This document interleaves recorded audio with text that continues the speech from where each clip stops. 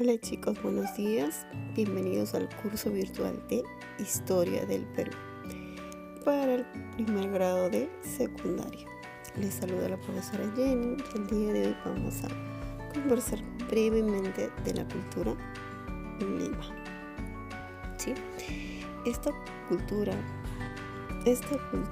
se localizó temporalmente más o menos entre los años 100 y 650 años después de Cristo, y a nivel espacial se centró en la costa central, en el actual departamento de Lima. Ubiquémoslo en el mapa de Lima. Si nosotros ampliamos el mapa de la región Lima, vamos a encontrar estos tres ríos: al norte el río Chillón, al centro el río Rímac y al sur el río Lurín, formando amplios valles que permitieron el desarrollo y la subsistencia de la civilización.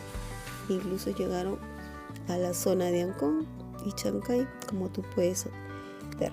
Establecieron diferentes sitios arqueológicos como Maranga, Cerro de Culebra, Copacabana, Playa Grande, Cerro Trinidad, Huacapucllana, incluso Pachacamac. Fue una sociedad simultánea. Eso quiere decir que se desarrolló al mismo tiempo que los mochicas en la costa norte, con los nazcas en la costa sur. Ahora veamos los periodos históricos. En su periodo instancia tenemos el periodo de Miramar. En esta época se caracteriza el diseño llamado interloque, que lo vamos a ver cuando hagamos un poco de cerámica. Ahí conoceremos las características del interloque. El siguiente periodo, llamado Maranga, le corresponde a la etapa tardía de Miramar, cuando el complejo arqueológico pierde importancia, otro empieza a reemplazarlo. Luego tenemos el complejo de Cajamarquilla, también llamado Nievería, que tiene influencias de Huari. Probablemente haya sido invadida, poco a poco, por pobladores descendientes de los Huari. Y aquí podemos observar tanto sus construcciones como la influencia de la sierra, ¿sí?, que se están juntando, mezclándose con la influencia de la costa. Es un proceso, por último, llamado el periodo de la Ichma, donde se establece como dios principal a Pachacamac, el dios de los temblores, y fue tan importante que consiguieron un peregrinaje de diferentes lugares, es decir, diferentes pobladores de otros lugares venían hasta la localidad de Ichmo para rendirle tributo a este dios de Pachacamac. Ganó tanta importancia que la gente hacía ese peregrinaje. Inclusive cuando llegó Francisco Pizarro a América, descubre a Tahuantinsuyo y a la cultura Lima. Estuvo dividida entonces en dos grandes sociedades. Por un lado, los Colli, a la cual nosotros debemos sentirnos bastante orgullosos porque estamos sobre el terreno que era ubicado, el Colli, que llegó hasta la zona de Quibes, aprovechando las aguas del río Chillón, y por otro lado, más al sur y al norte, la civilización que va a los Ichmas llega a la etapa final de esta cultura Lima. Que esta actividad comienza desarrollaba los pobladores de la cultura Lima fueron principalmente la agricultura. Recuerda que tiene valles muy fértiles que están formados por los ríos Chillón, Rímac y Lurín. Por lo tanto, la actividad más importante va a ser la agricultura. Pero para eso van a aplicar técnicas hidráulicas. Por ejemplo, lo que estamos viendo, chacras hundidas. Se aprovecha el empozamiento del agua. Como en la costa escasea el agua, se tiene que aprovechar el agua que se tiene del agua de los ríos, de desviar. Para eso se construye chacras hundidas. Se construyen andenes. Recuerda que los andenes tienen cierta influencia de la cultura Huari, por lo tanto ellos lo han aprendido y los aplican, y son un tipo de terrazas andinas en las cuales se van desarrollando la agricultura. Se hacen canales de irrigación, se desvía el curso de los ríos para poder llevar esas aguas a los lugares que no tienen o no tengan lugares un poco, que son un poco desérticos. Entonces, los lugares desérticos de la costa de que hablamos son tres valles fértiles. La costa es una valle desértica, por eso son diferentes tipos se usaron diferentes tipos de estrategias hidráulicas. Acá tenemos el río Surco. En realidad es un surco que se ha hecho en el suelo. Es un camino que se hizo para desviar el agua del otro río mayor, y usaron diferentes tipos de abono. Entre ellos tenemos de animales muertos, peces muertos, desechos fecales y de algunos animales, entre otros. Y de manera implementaron también los desarrollados la pesca, el marisqueo, porque son sociedades que se encuentran en la costa. Y en la costa se encuentra cerca a la playa, y en la playa pueden desarrollar intensamente la pesca de manera complementaria. Desarrollaron el comercio porque junto a la civilización, ¿no?, Lima estaba desarrollándose en otros lugares al mismo tiempo. Otras sociedades comercializaban con los moche, con los nazca, con los recuay, inclusive se cree que llegaron hasta la selva. Por lo tanto, ellos podían conseguir recursos que no producían, como por ejemplo la lana, también el cuero de los animales, los minerales de la sierra, ¿no? Entonces, por lo tanto, había el intercambio, el comercio, o también llamado trueques. Podían conseguir estos recursos. Veamos ahora socialmente. Estamos hablando de una civilización dividida en estamentos, dividido en jerarquías, ¿no? No son iguales. Hay una clase gobernante que son los sacerdotes, que se encargaban de hacerles ofrendas o hablar con los dioses, ¿no?, de hacer los vaticinios. Recibían el tributo sin trabajar, prácticamente, seguido de los administradores, que eran la clase dominante, ¿no? Los sacerdotes y administradores, y en menor instancia se encuentran los campesinos, los artesanos, los pescadores, entre otros. En sus manifestaciones culturales presenta la cultura Lima. Por ejemplo, tenemos a dos tipos de cerámica muy diferenciadas. En uno de ellos tenemos es el interloqui, que conversamos hace un momento, en el periodo de Miramar.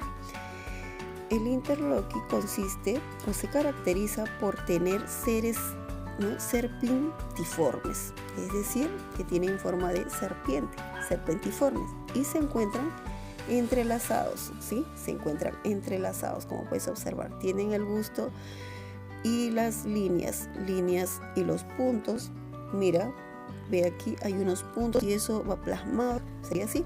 Acá se encuentra la serpiente entrelazada, color rojo, con la serpiente amarilla, otra serpiente entrelazada.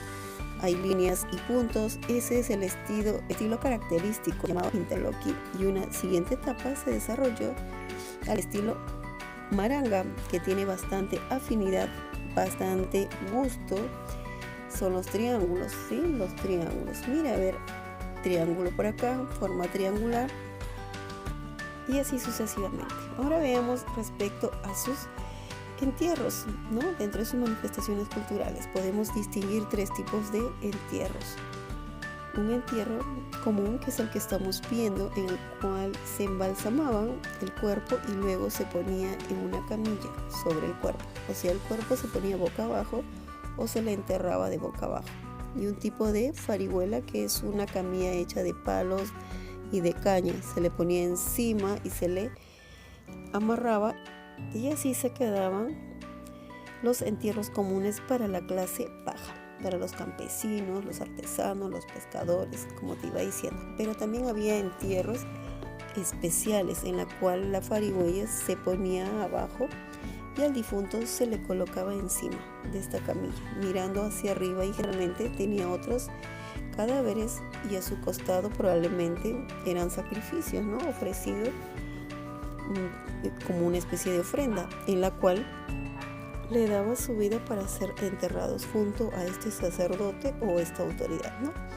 Y más adelante, en el estilo nievería, vamos a ver que los entierros van a cambiar de manera notoria y van a ser enterrados flexionados, y a las camillas probablemente con la influencia Wari, ¿no? Acá dentro de este sarcófago o este fardo funerario se encuentra un personaje que ha fallecido, está en cuclillas, friccionado y ya no está echado como los anteriores, envuelto, ¿no? Y sin ningún tipo de cambio. Y por último, respecto a la arquitectura, tenemos que mencionar primero que fue hecha con adobitos. Los adobitos son tipo de ladrillos hechos con adobe, con barro, un poco de caña, un poco de cal, etc. Es que en la costa no tenemos las facilidades que teníamos de repente en la sierra, ya que en la sierra los complejos arquitectónicos se hacían a base de piedra, ¿no? En cambio, en la tradición aquí costeña, la cultura lima pertenece a la costa, se usa los adobitos. Se trata de pirámides escalonados con murales en todas sus paredes. Han sido pintados muy probablemente porque ahora no queda mucha evidencia lo que estamos viendo, ¿no? Es el complejo arquitectónico de Maranga. Y el otro caso más representativo, ¿no? La famosa Huaca de Pucllana, como tú puedes ver, está muy cerca de la ciudad, ¿no? Ahora vamos a una autoevaluación. Y nos dicen, ¿dónde se localiza la cultura lima? A, costa norte del Perú. B, costa central del Perú. O C, costa sur del Perú. La cultura lima se encuentra en el lugar donde actualmente vivimos. ¿Cuál es? Entonces en la costa central del Perú. Muy bien. Siguiente pregunta. No forma parte de los complejos arqueológicos de la cultura lima. ¿Quién es? A, Maranga. B, Cahuachi o Pucllana.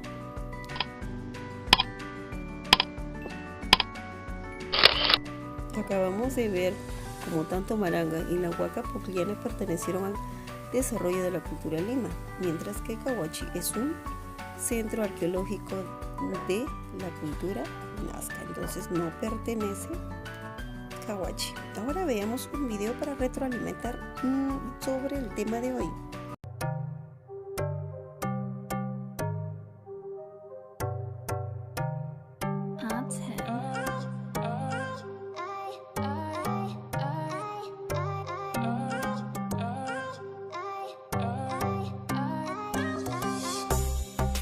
La cultura lima se desarrolló en los valles formados por los ríos Chillón, Rímac y Lurín.